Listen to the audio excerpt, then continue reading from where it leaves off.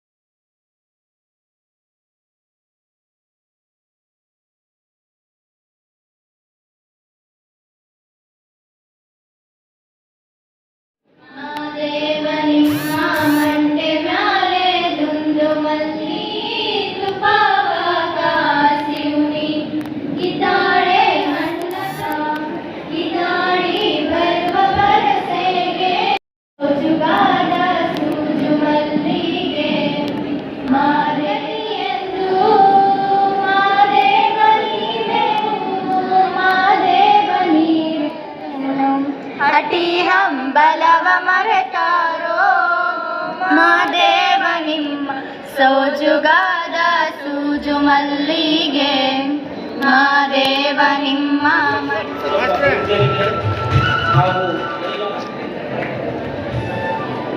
ಮಹಾನುಭಾವರು ಹಾಗೂ ಎಲ್ಲ ಅತಿಥಿ ಮಹಿಳೆಯರಿಗೆ ಧನ್ಯವಾದ. ಅಂತಾರಾಷ್ಟ್ರೀಯ ತೋಳ ದಿನಾಚರಣೆಯ ಗಣ್ಯ ಮಾನ್ಯರಿಗೆ ವಂದಿಸುತ್ತಾ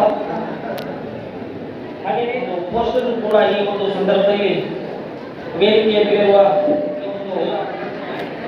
ಉದ್ಘಾಟನೆಯನ್ನ ನೆರವೇರಿಸಿಕೊಟ್ಟಿರುವಂತಹ ಹಾಗೂ ನಮ್ಮ ಸಂಸ್ಥೆಯ ಹಿರಿಯ ನಿರ್ದೇಶಕರು ಮಾಜಿ ದಯವಿಟ್ಟು ಅರಣ್ಯ ಇಲಾಖೆಯವರು ಎಸ್ಪೆಷಲಿ ಮೆಕ್ಕೆಜೋಳ ಏನು ಹಾಕಿದ್ರ ಹೊಲನ ಪೂರ್ತಿ ಉಪಸ್ಥಿತಿರುವ ಎಲ್ಲ ಗಣ್ಯರಿಗೆ ಪ್ರದೇಶ ಇದೆ, ಇಡೀ ದೇಶದಲ್ಲೇ ಇಲ್ಲ, ಇಲ್ಲಿವೆ ಗಂಗಾವತಿಯಲ್ಲಿ.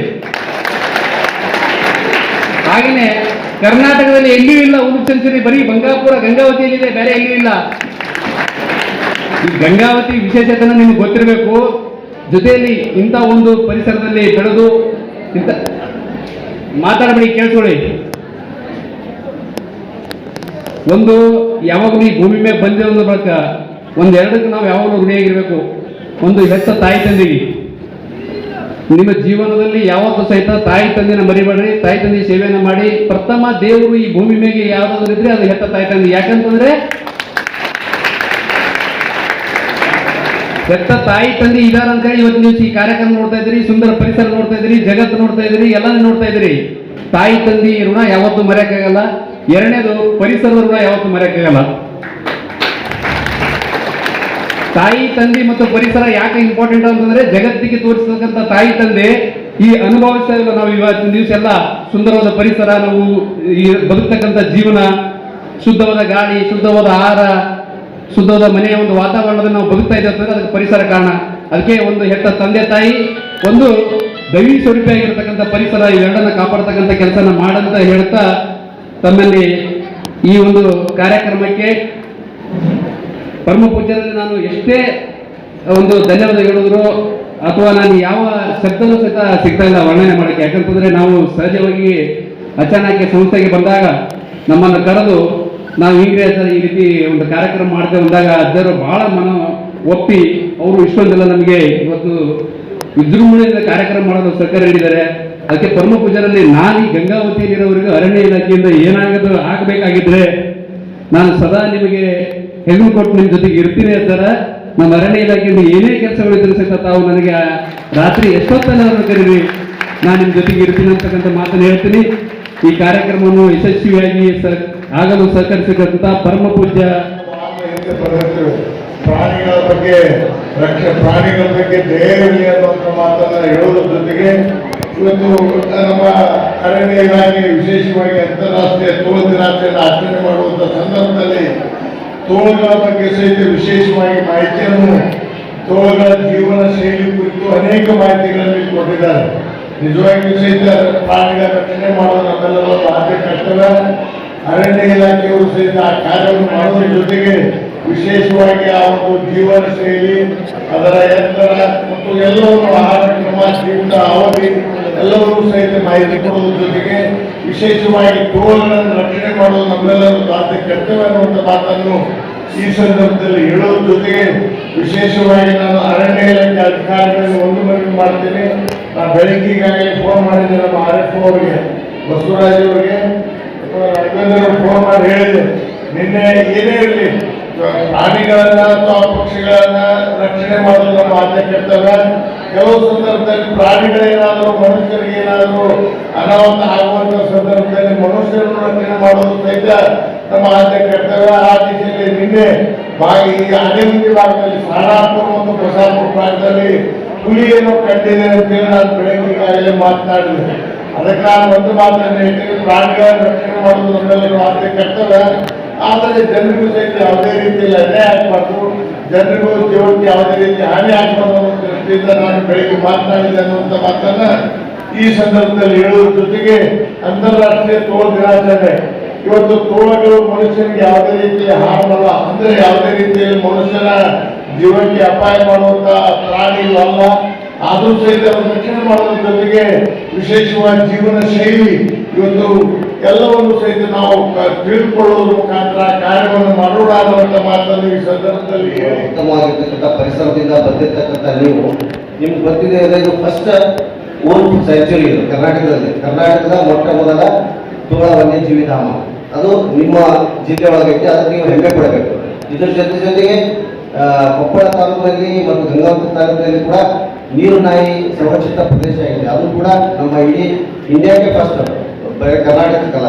ಹೀಗಾಗಿ ನಾವು ಕೊಪ್ಪಳ ಅರಣ್ಯ ವಿಭಾಗದಲ್ಲಿ ನಾವು ಅತ್ಯಂತ ವೈವಿಧ್ಯಮಯವಾಗಿರ್ತಕ್ಕಂಥ ಒಂದು ಪರಿಸರವನ್ನು ಹೊಂದಿದ್ದೇವೆ. ಈಗ MLA ಸಾಹೇಬ್ ಹೇಳ್ತಿದ್ರು ಹುಲಿ ಟೈಗರ್ ಸೈಟ್ ಆಗಿದೆ ಅಂತ ಹೇಳಿ, ಅದು ನಿಜ ಕೂಡ ಹೌದು. ಈಗ ನಾವು ಈಗ ಈ ಕಾರ್ಯಕ್ರಮ ಮುಗಿಸಿ ಈಗ ಅಲ್ಲಿಗೆ ಹೋಗಬೇಕಾಗಿದೆ. ತಮ್ಮ ಜೊತೆಗೆ ನಮ್ಮ ಈ ಒಂದು ವಿಭಾಗದಲ್ಲಿ, ಈ ಒಂದು ಅರಣ್ಯ ಪ್ರದೇಶದಲ್ಲಿ, ನಮ್ಮ ಕೊಪ್ಪಳದ ಜಿಲ್ಲೆ ಆಗಿರ್ತಾ ಇರ್ತಕ್ಕಂಥ ಅರಣ್ಯ ಪ್ರದೇಶದಲ್ಲಿ ಸಾಕಷ್ಟು ರೀತಿಯ ಪ್ರಾಣಿಗಳು, ವನ್ಯ ಪ್ರಾಣಿಗಳು ಇದಾವೆ. ಇದ್ರ ಬಗ್ಗೆ ನಿಮ್ಗೆ ನಾಲೆಜ್ ಇದೆಯೋ ಇರೋ ಸ್ವಲ್ಪ ತಾವು ಕ್ಯೂರಿಯಸ್ ಆಗಿ ಇದ್ರ ಬಗ್ಗೆ ಈ ಮೊಬೈಲ್ಗೆಲ್ಲ ನೋಡ್ತಿರ್ತಾರಲ್ಲ, ರೀಲ್ಸ್ ನೋಡೋದ್ಬಿಟ್ಟು ಇದ್ದವ್ರು ನೋಡ್ರಿ, ತಮ್ಮ ಜಿಲ್ಲೆ ಬಗ್ಗೆ, ತಮ್ಮ ಊರಿನ ಬಗ್ಗೆ ತಮಗೆ ಹೆಚ್ಚಿಗೆ ನಾಲೆಜ್ ಸಿಗುತ್ತೆ. ನಿಮಗೆಲ್ಲ ಬೆಂಗಳೂರಿನ ಇದೆ, ಇಲ್ಲಿ ಚಿಪ್ಪು ಹಂದಿ ಅಂತ ಹೇಳ್ತಿರ್ತೀವಿ, ಆಮೇಲೆ ಪಪ್ಪು ಇದೆ, ಮುಳ್ಳು ಹಂದಿ, ಆಮೇಲೆ ಸಿವೆಟ್ ಕ್ಯಾಟ್ ಇದೆ, ಆಮೇಲೆ ಹುಲಿ ಕಂಡಿದೆ, ಹುಲಿ ಇಲ್ಲ ಇಲ್ಲಿ.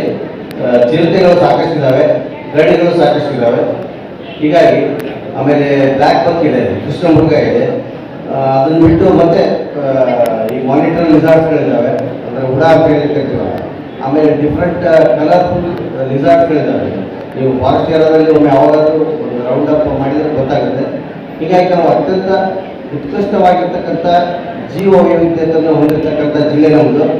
ಇದನ್ನು ಹೀಗೆ ನಾವು ಉಳಿಸಿ ಮುಂದಿನ ಒಂದು ಪೀಳಿಗೆಗೆ ಅದನ್ನು ಮುಡುಪಾಗಿಡೋಣ, ಅದನ್ನು ಕಾಯ್ದುಕೊಂಡು ಹೋಗೋಣ. ಮುಂದಿನ ನಮ್ಮ ಮಕ್ಕಳು ಮೊಮ್ಮಕ್ಕಳು ಅವ್ರಿಗೂ ಕೂಡ ಇವೆಲ್ಲ ನೋಡೋಕ್ಕೆ ಸಿಗಲಿ, ಅವುಗಳ ಜೊತೆ ಜೀವನ ಮಾಡೋಕ್ಕೆ ಅವಕಾಶ ಕೊಡಲಿ. ಆಮೇಲೆ ಈಗ ಈ ಒಂದು ಕಾರ್ಯಕ್ರಮ ಮಾಡಿದ್ದಾರೆ, ಅಭಯಾರಣ್ಯ ಮಾಡಿದ್ದಾರೆ. ಹಾಗಾಗಿ ಇಡೀ ಕರ್ನಾಟಕದಲ್ಲಿ ತೋಳಗಳ ದಿನಾಚರಣೆ ಮಾಡಿ ಅಂತ ಹೇಳಿ ನಮ್ಮ ಗಂಗಾವತಿ ಅರಣ್ಯ ಇಲಾಖೆ ಕೊಟ್ಟಿದ್ದಾರೆ ಪ್ರಾಜೆಕ್ಟ್. ಗೊತ್ತಿರಲಿ, ಕರ್ನಾಟಕ ಎಲ್ಲ ಕಡೆ ಮಾಡಲ್ಲ. ಮೊಸಳೆ ದಿನಾಚರಣೆ ಅಂತ ಮಾಡ್ತಾರೆ. ನಮ್ಮ ಮುದ್ದೆಗಳೆಲ್ಲ ಹೋಗ್ತಿರ್ತೀನಿ ನಾನು, ಅವಾಗ ಅಲ್ಲಿ ಮೊಸಳೆ ದಿನಾಚರಣೆ. ಹೀಗೆ ಒಂದೊಂದ್ ಕಡೆ ಯಾಕೆ ಮಾಡ್ತಾರೆ ಇದನ್ನ ಅಂದ್ರೆ, ಈಗ ಆಧುನಿಕ ಜಗತ್ತಿನಲ್ಲಿ ಜನರಿಗೆ ಪ್ರಾಣಿಗಳ ಬಗ್ಗೆ ಮಹತ್ವ ಇಲ್ಲ. ನಾವು ಪ್ರಾಣಿಗಳ ನೆಲೆಯನ್ನೆಲ್ಲ ನಾವು ಆಕ್ರಮಣ ಮಾಡಿಕೊಂಡು ಅವುಗಳ ಸ್ಥಾನದಲ್ಲಿ ನಾವು ಕುಂತು ಆ ಪ್ರಾಣಿಗಳನ್ನ ಅಲ್ಲಿಂದ ಓಡಿಸ್ತಾ ಇದ್ದೀವಿ. ಆದ್ರೆ ಗೊತ್ತಿರಲಿ, ಈ ಭೂಮಿಯಲ್ಲಿ ಇರುವಂತಹ ಸಕಲ ಜೀವರಾಶಿಗಳಿಗೆ ಆ ಭಗವಂತ ಒಂದು ಇರುವಿಯಿಂದ ಹಿಡಿದು ತಿಮ್ಮಿಂಗಲದವರೆಗೆ ಈ ಭೂಮಿಯ ವಾರಸುದಾರರು. ಆದ್ರೆ ನಾವು ಮನುಷ್ಯರು ಕಾಯ್ದೆ ಕಾನೂನು ಮಾಡಿಬಿಟ್ಟು ನನ್ನ ಸರ್ವೆ ನಂಬರ್ ಅಂತ ಇಷ್ಟು ಮಾಡಿ ನಾನು ತೆಗೆದುಕೊಂಡು ನನ್ನ ಹೆಸರು ತೆಗೆದುಕೊಂಡು ಹೊಲ ಮನೆ ಮಾಡ್ತಿದ್ದೀನಿ. ಬೇರೆ crocodile day, forestry day, environment day, ಇದನ್ನೆಲ್ಲ ಯಾತಕ್ಕಾಗಿ ಆಚರಿಸ್ತೇವೆ ಅಂದ್ರೆ ಬೇರೆ ಏನೂ ಇಲ್ಲ, ಒಂದೇ ಕಾರಣ, ನಮ್ಮ ಒಂದು ಪರಿಸರ ಸಂರಕ್ಷಣೆಯ ವಿಚಾರವಾಗಿ ನಮ್ಮ ಎಲ್ಲರಲ್ಲೂ, ವಿದ್ಯಾರ್ಥಿಗಳಲ್ಲಿ, ಸಾರ್ವಜನಿಕರಲ್ಲಿ ಮತ್ತು ಎಲ್ಲರಲ್ಲೂ ಒಂದು ಅವೇರ್ನೆಸ್ ಕ್ರಿಯೇಟ್ ಮಾಡಬೇಕು ಅಂತ ಹೇಳಿ ಇದೊಂದು ಸಂದರ್ಭವನ್ನು ತಗೊಂಡು ಆ ಅವೇರ್ನೆಸ್ನ ಕ್ರಿಯೇಟ್ ಮಾಡ್ತಾ ಹೋಗ್ತೀವಿ. ಅದಕ್ಕೋಸ್ಕರ ಇದೆಲ್ಲ ಆಚರಣೆಗಳನ್ನ ನಾವು ಮಾಡ್ಕೊತಾ ಹೋಗ್ತಾ ಇದ್ದೀವಿ. ಇವತ್ತಿನ ಸಂದರ್ಭದಲ್ಲಿ ನಾವು ತೋಳ ದಿನಾಚರಣೆಯನ್ನು ಆಚರಿಸ್ತಾ ಇದ್ದೀವಿ. ನಮ್ಮ ಸಂಪನ್ಮೂಲ ವ್ಯಕ್ತಿಗಳು ಇವರು ಕೊಟ್ಟೂರವರು ಹೇಳಿದ್ರು ಯಾವ ರೀತಿ ನಾವು ಕಾಡಿಗೆ ಹೋದಂಥ ಸಂದರ್ಭದಲ್ಲಿ ಯಾವ ರೀತಿ ನಡ್ಕೋಬೇಕು, ಮತ್ತೆ ಯಾವ ರೀತಿ ಸಂರಕ್ಷಣೆ ಆಗಬೇಕು, ಮತ್ತೆ ತೋಳಗಳ ಇಂಪಾರ್ಟೆನ್ಸ್ ಏನು, ಕಾಡು ಪ್ರಾಣಿಗಳ ಇಂಪಾರ್ಟೆನ್ಸ್ ಏನು, ಯಾಕೆ ಸಂರಕ್ಷಣೆ ಆಗಬೇಕು, ನಾವು ಯಾವ ರೀತಿ ಕಾಡಲ್ಲಿ ನಡ್ಕೋಬೇಕು, ಕಾಡಿಂದ ಹೊರಬರುವಂಥ ಪ್ರಾಣಿಗಳು ಹೊರ ಬಂದಾಗ ನಾವು ಯಾವ ರೀತಿ ನಡ್ಕೋಬೇಕು, ಪ್ರತಿಯೊಂದನ್ನು ಅವರು ಹೇಳಿದ್ದಾರೆ. ಪ್ರಾಣಿಗಳ ಬಗ್ಗೆ ನಾವು ತಿಳಿಸ್ಕೊಡ್ಬೇಕು. ಇವತ್ತು ಏನಾಗಿದೆ ಅಂತಂದರೆ ಬದುಕು ನಮ್ಮ ಸ್ವಾರ್ಥ ಜೀವನವಾಗಿದೆ. ನಮ್ಮ ಜೊತೆಗೆ ಒಂದು ಬೆಕ್ಕಿರಬಾರ್ದು, ಒಂದು ನಾಯಿ ಇರಬಾರ್ದು, ಏನಿರಬಾರ್ದು. ನಾವು ನಮ್ಮ ಮಕ್ಕಳು ಹಿಂದಿನ ಕಾಲದಾಗ ಹಂಗೆ ಬದುಕ್ತಿದ್ದಿಲ್ಲ. ತಮ್ಮ ಜೊತೆಗೆ ಪ್ರಾಣಿಗಳನ್ನು ಸಾಕ್ತಾ ಇದ್ವು. ಯಾಕಂತಂದರೆ ಅವು ನಮ್ಮ ಸಂರಕ್ಷಣೆ ಮಾಡುವುದರ ಜೊತೆಗೆ ಪರಿಸರವನ್ನು ಚೆನ್ನಾಗಿಡ್ತಾ ಇದ್ವು. ಬಹುಶಃ ನಮ್ಮ ಮನದಾಗ ಬೆಕ್ಕು ನಾಯಿ ಕಾಯಿ ಮೆಚ್ಚಿದ್ದು. ಮೊನ್ನೆ ತಾನೇ ನನ್ನ ಒಂದು ನಾಯಿ ಜರ್ಮನ್ ಶೆಪರ್ಡ್ ಅಲ್ಸೇಷನ್ ಸುಮಾರು 12 ವರ್ಷ ನನ್ನ ನಡುಮುತ್ತ ಇತ್ತು ಆ ನಾಯಿ. ಅದಕ್ಕೊಂದು ದೊಡ್ಡ ಮನೆ ಮಾಡಿದ್ದೆ. ಅದು ಒಂದೇ ಒಪ್ಪತ್ತು ಊಟ ಮಾಡ್ತಿತ್ತು. ಬಹುಶಃ ನನ್ನ ಸಮೀಪ ಯಾರು ಬರ್ತೀನಂದು ಬರೆಸ್ಕೊಡ್ತಿದ್ದಿಲ್ಲ. 10 ಮಂದಿ ಬಾಡಿ ಗಾರ್ಡು ನನ್ನ ಹತ್ರ ಇದ್ದಂಗೆ ಇತ್ತದು. ಎಷ್ಟು ಖುಷಿ ಅಂತಂದರೆ ನಾ ಎಲ್ಲರಿಗೂ ಊರಿಗೆ ಹೋಗಿ ಬಂದಂತಂದ್ರೆ ನಾ ಕಾರ್ ಗಾಡಿ ಇಳಿದಷ್ಟೇ ತಡ ಕುಣಿದಾಡ್ತಿತ್ತು. ಜೊತೆಗೆ ಏನಾದ್ರು ತಂದಾರಲ್ಲ ಅಂತ ತಿಳ್ಕೊಂಡು ಹೇಳಿ ಕೈ ಮುಗಿಸ್ಕೊಡ್ತಿತ್ತು. ನಾ ಏನಾದರೂ ಅದು ಎಲ್ಲ ನಮ್ಮನೆ ತಿಂತಿತ್ತು. ಗಜ್ರಿ, ಗೆಣಸು, ಸೌತಿಕಾಯಿ, ಆಮೇಲೆ ಸೇಬು ಹಣ್ಣು, ವಾಡಂಬಿ, ದ್ರಾಕ್ಷಿ, ಕೇರ್ಬೀಜ ಎಲ್ಲ ದಿನಸುಗಳನ್ನು ಅದು ತಿಂತಿತ್ತು.